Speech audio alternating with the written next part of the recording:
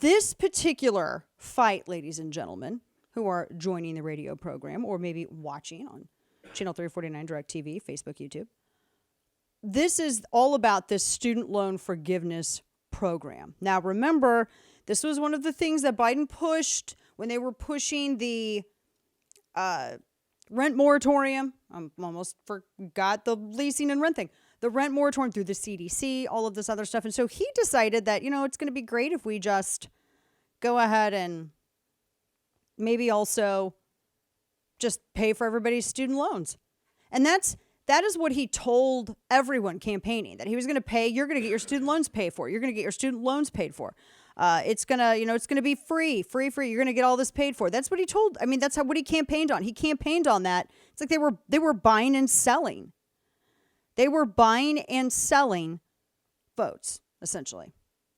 Now, this whole case is coming up before the Supreme Court. Listen to this headline from CNN. Get a load of this headline. Are you ready? Ken, you're going to like this one. It's from CNN, of course it is. The headline reads, I'm putting this in Slack for you guys too. The headline reads thusly: College debt relief program rests in the hands of 9 wealthy and elite people. It rests in the hands of 9 wealthy and elite people. Really does it? Clearly, the author of this piece, Devin Cole, is entirely unfamiliar with the backgrounds of some of these justices. Like, take, for instance, Clarence Thomas. Clarence Thomas was born broke as dirt, super poor, Pinpoint, Georgia. His father abandoned the family. He grew up in abject poverty. He grew up in poverty. And he worked incredibly hard to get where he is.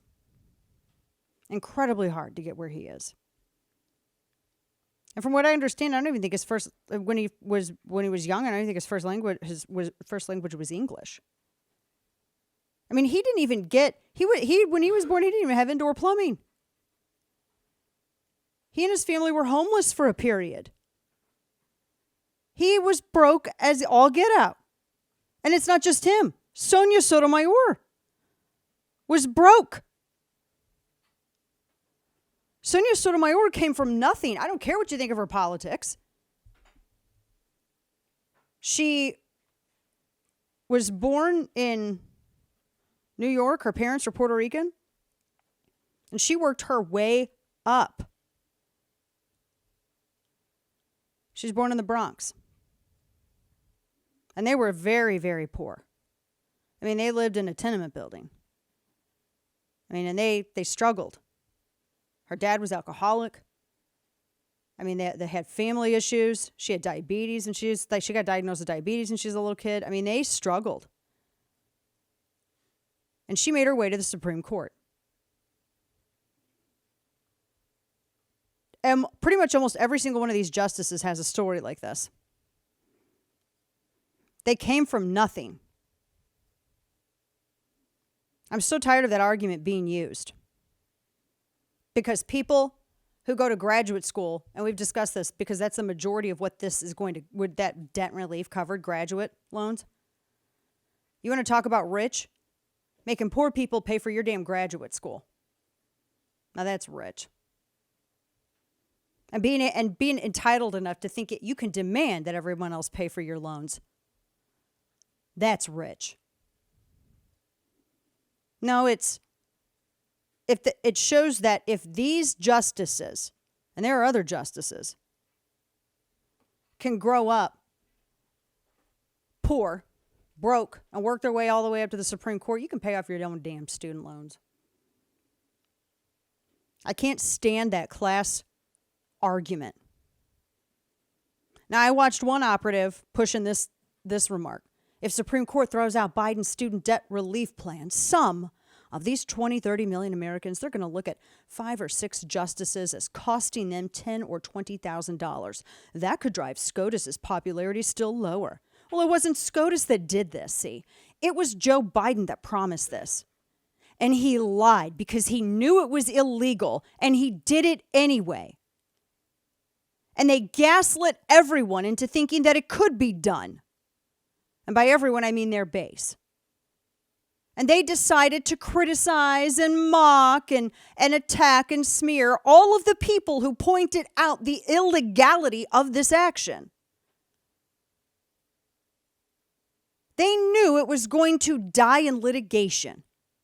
They told everyone, and they timed it perfectly. They told everyone, you're going to get free college. We're going to pay off your student loans. Vote for me. We'll pay off your student loans. Everyone's like, oh my gosh, I get to have my debt excused. It's free. You don't need to explain to anyone where money comes from if you just say free. So they voted for him. And then that grace period of the time that Biden waves his pen to the time that the courts determine that it is illegal, for that grace period, you go back and forth a little bit, but then it's in existence and it stands. So they're thinking that they had a promise delivered. And then, as it turns out, they didn't. Listen to this. Miguel Cardona, audio soundbite 9. He's trying to pump this ahead of this decision. Listen. Right. As the president said, we believe it's fair. It's based on the pandemic. We know that after national emergencies, when loan payments are paused, when it's time to restart the loans, there's up to 20 times the amount of defaults that you would normally have. We want to prevent this. Who did this that? Is why we Government did it. That doesn't mean you excuse everyone's debt. It means you shouldn't have shut down the damn economy. That's it. So the Supreme Court, they're hearing these arguments today on this case. On this, I mean, it's like what, $400 billion that he's appropriating to pay off everyone else's. And Miguel Cardona, by the way, is the education secretary. No, it's actually, it's not fair, and it's not pandemic relief. These are people who took out loans long before the lockdown even started. And even then, so you're telling me that because the government acts stupidly and shuts everything down, then if you enter into a financial agreement with another institution, that means you get to demand that everyone else pay off your debt? Step off. No, that's such a baseless and stupid argument. It's illegal appropriation is what it is. And in fact, I mean, seriously, think about it. In a way, it's kind of indentured servitude. Oh, left's going to freak out over that. And here's why. Money is time. When you're purchasing something, and this is what I always told my kids to look at when you're looking at buying things. You look at that item and you figure out how much every hour of your life is worth. How much do you work and how much you get paid per hour? And how much do you think your time is worth? And you look at that item and you make the determination if that item is worth that percentage of your life. So if you want to buy something that is a non-necessity, a luxury item, not even a luxury item, a non-necessity, you determine whether or not you think that item, that purchase is worth that portion of your life. That'll help get your spending in check real quick. But when government decides to spend all of our money on things like this and appropriate it, what government's telling us is they don't care how hard we work. They don't care what we get per hour. They don't care how much of our time we had to invest in order to make that amount that they appropriate. And you have to keep working to keep them happy. You get to pay a debt to government with no definite end. That's indentured servitude. I think taxes are unconstitutional and the IRS should be entirely abolished. But that's me. And this, I mean, this is, they're trying, there's no way you're going to sit here and outpour Clarence Thomas or Sonia Sotomayor. It's not going to happen. Sit down. You're not going to outpour those two. Nobody's going to be able to outpour Clarence Thomas. I mean, he was homeless for a while, for crying out loud. Come on. You know what? And instead, this is what the left does. Instead of holding that up as an amazing tribute to freedom, capitalism, choice, and how you in America, and not really in many other places in the world, but in America, titles doesn't matter. Where you come from doesn't matter. Who your family is doesn't matter. Last names, dynasties, none of that stuff matters. You matter. And if you want to make something of yourself, the world's wide open. The only people telling people that they can't do this are the left, because the left needs people to believe that whatever station in which they were born, they cannot get out of it without the hand of Uncle Sam. That is how they try to control people. You can't get out of it unless we help you. We have to make these opportunities. We have to give you aid. We have to give you assistance. It is such a lie. And it is such naked bigotry. And that's what this is.